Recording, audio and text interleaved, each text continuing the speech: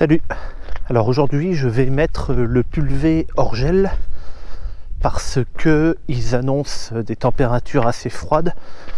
On a eu, si tu as regardé la vidéo du semis de blé, tu as pu voir que j'ai pu semer un petit peu sur du gel. Alors c'était du gel, c'était du -2, -3, et là où était garé le pulvé, en fait ça va. Là, ils annoncent du -4, donc c'est déjà un peu plus. Donc je vais le mettre hors gel. Je l'avais attelé puis ramené ici parce que j'aurais dû faire des traitements normalement dans mes blés. Sauf que je devais considérer une certaine amplitude thermique et je pouvais, avec la météo qui était annoncée, je ne pouvais pas le respecter. Donc j'ai choisi de ne pas traiter. Le traitement que je dois faire dans mes blés, pour l'instant il n'y a rien eu dans les blés. Et le traitement que je dois faire, c'est pas grave s'il fait un peu froid, c'est pas un souci du tout. Le problème c'est l'amplitude thermique, c'est-à-dire un gros écart de température entre le matin et puis l'après-midi par exemple, ou entre la veille et le lendemain. Et là c'était vraiment le cas, il y avait une grosse amplitude thermique. Donc j'ai choisi de ne pas le faire pour pas abîmer mes cultures, sauf que le pulvé il est toujours là, puis j'ai rien fait. Là je vais le mettre hors gel. Dans la vidéo des semis de blé, j'ai dit aussi que j'abandonnais, j'en avais marre et que voilà, bon, j'avais plus d'autres solutions. Sauf qu'ils annoncent -4 degrés pour samedi matin. Là on est le 29 novembre, mercredi 29. -4 samedi matin, donc le 2 décembre. Et j'ai bien l'intention de terminer là. Il me reste 4 hectares, 4 hectares et demi à semer. Il n'y en a pas pour longtemps. Et donc je vais quand même tenter de semer samedi. Voilà. Ce que j'ai fait moi ce matin, par exemple, tu vois mon petit bocal, ça c'est le bocal de lave-glace. J'ai été acheter plein de trucs. Ce matin, j'ai récupéré de l'huile, j'ai récupéré du lave-glace comme ça. Alors, lave-glace hiver, -25 degrés. J'ai récupéré du liquide refroidissant, enfin plein de trucs voilà, pour l'atelier, puis pour les tracteurs et les machins. Et là, j'en ai mis dans tous mes tracteurs du lave-glace hiver. Donc, quand je vais démarrer, je vais faire couler le lave-glace pour que ça passe dans les tuyaux. Bon, lui, ça va être facile parce qu'il n'y en avait plus. Donc, je sais que quand ça coule, ça sera forcément celui-là. Et puis, je le ferai sur les autres. Et puis, voilà. Allez, bon, c'est parti. Bon sang, il y a de la fumée. Il a démarré, mais c'était un petit peu juste. De toute façon, ça fait tellement longtemps que je ne me suis pas servi du tracteur que mon siège est dégonflé, là, un peu. Je vais le regonfler. Voilà. Attends, je vais mettre un petit peu d'accélérateur à main. Voilà. Bon, alors là, il me restait de l'eau dans mon pulvérisateur. Ce que je vais faire, c'est que... Alors, il restait de l'eau dans la cuve de rinçage. Donc, je vais en vider pour qu'il en reste environ 70 litres. À quelque chose près, hein.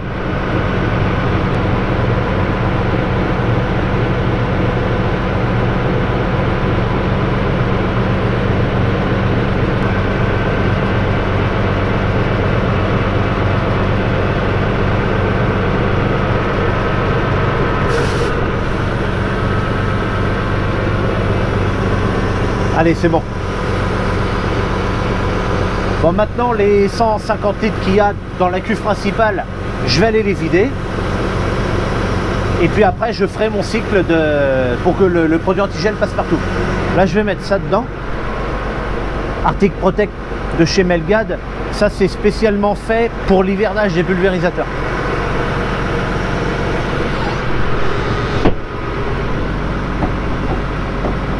Hop. Je vais le mettre par-dessus ça, à la main. Voilà, j'ai juste besoin d'une houillette. Hop. Et puis je vide ça dedans.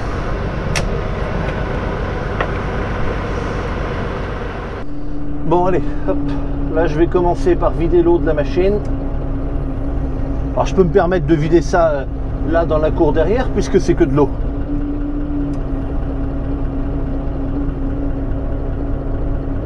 Alors là j'ouvre côté par côté parce que si j'appuie sur le bouton pour ouvrir les deux côtés en même temps, eh ben, ça va m'activer ma séquence d'ouverture partielle alors que je veux que ce soit seulement ces deux là qui s'ouvrent. Parce que sinon ben, les autres auraient déjà commencé à s'ouvrir partout là. Alors je vais faire descendre ma rampe jusqu'à fond. Là je suis en butée, ça y fait pas de mal de temps en temps au vérin, parce qu'il y va jamais jusqu'en butée. Je vais le faire remonter un tout petit peu. Voilà. Ça y fait pas de mal de temps en temps de descendre en butée. Ben maintenant je vais accélérer un peu. Et je vais ouvrir ma rampe. Voilà, on peut ouvrir. Et voilà, comme ça, ben, les 100, j'ai 160 litres, ben, je vais les vider comme ça. Donc là, ce que je suis en train de faire, c'est que je suis en train de prendre maintenant dans la cuve de rinçage pour l'emmener dans la cuve principale. On va faire ça dans un premier temps. Donc c'est en train de passer l'un dans l'autre, hein. Là pour l'instant je le fais juste passer par dilution. Alors ça vient de changer de bruit la pompe là. Hop, et voilà. Donc maintenant je descends. La prise de force tourne toujours.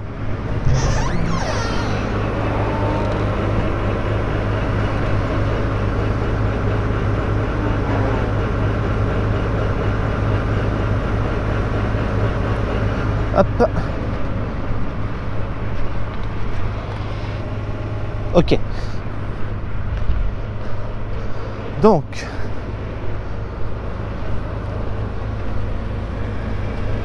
là je l'entends, ça circule dans les tuyaux. Hop là. Là j'ai fait ma vanne. Là le produit est en train de circuler dans tous les tuyaux partout là. Grâce à la circulation continue. Tout à l'heure, je mettrai en route ma rampe pendant 2 ou 3 secondes. Alors, il ne faudra pas que je me fasse avoir comme l'année dernière. Il faudra que j'accélère un peu quand même. Sinon, il y a certaines bus qui ne s'allument pas par manque de pression.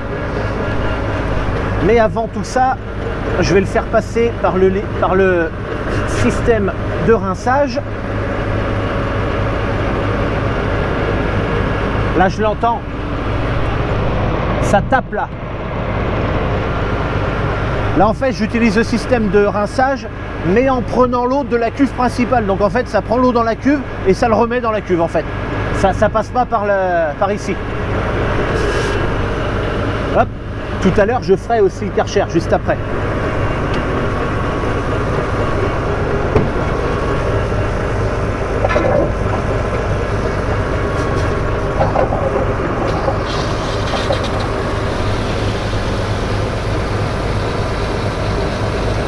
Là, je fais passer le produit dans mon incorporateur.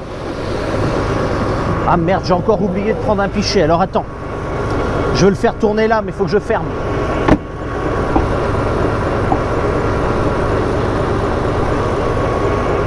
Ok. Hop. Là, je le fais passer. Ça, c'est la buse de l'injecteur quand on aspire de la poudre. Ça permet au bac de rester sec, donc la poudre elle glisse toute seule dedans et quand elle arrive au fond il y a une buse qui pousse et c'est envoyé avec de l'eau après dans le tuyau qui est là. Et enfin je termine avec celui-là.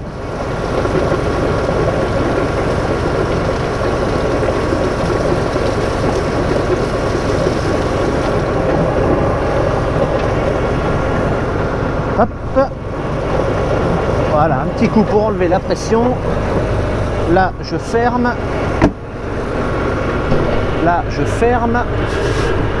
Là, je remets ici. Non, Karcher. Là, maintenant, il faut que j'aille... Parce que là, il faut que je protège tout mon système de tuyaux, là.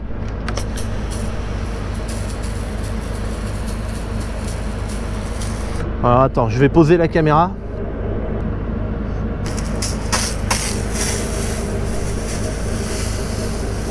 Bon là, faut attendre un petit peu, mais...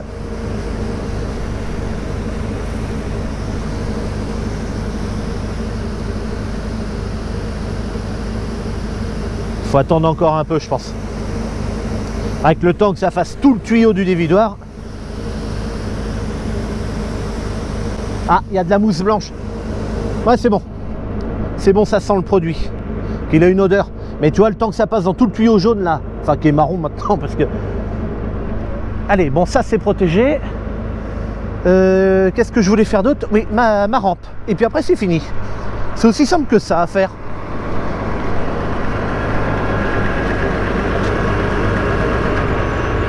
Hop.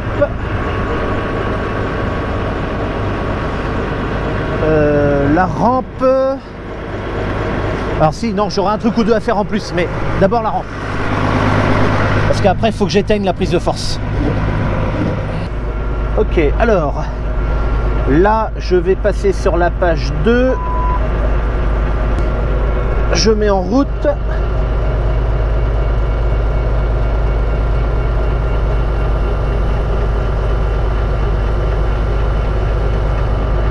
Et voilà, stop. En fait, je remets en automatique. J'avais mis la pression du pulvé, je l'avais mis en automatique. Comme ça, en circulation continue, en fait, il est à 5 bars. Tu vois, c'est écrit là. 5 bars. Et quand je le mets, hop, ici en automatique, et ben, il reste à 5. C'est-à-dire que la pression du dessus en jaune, là, et ben, elle sera à 5, enfin, elle essaiera d'aller jusqu'à 5, en tout cas, quand je vais allumer. Donc là, je le remets en automatique, bien entendu. Hop, et je coupe ma prise de force. Ah ben, j'aurais pu faire ralentir un peu le tracteur.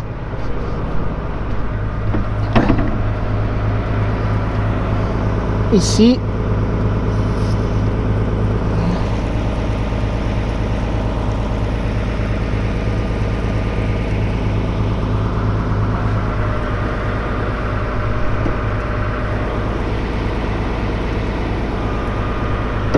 Ok, c'est bon. Là en fait, j'ai juste fait ouvrir un petit peu ma vanne pour qu'il y ait du produit, du filtre à haute pression qui passe un peu dans les tuyaux. Ça, je ne sais pas si vraiment ça sert à grand chose, puisque je pense que sous cette vanne, le tuyau doit être vide en permanence, puisqu'il va vers la sortie. Mais en tout cas, ma vanne est protégée elle aussi en tout cas. Bon ben voilà, j'ai fait le tour. J'ai plus qu'à replier, le pulvé sera protégé. Et moi je te dis à bientôt pour une prochaine. Salut!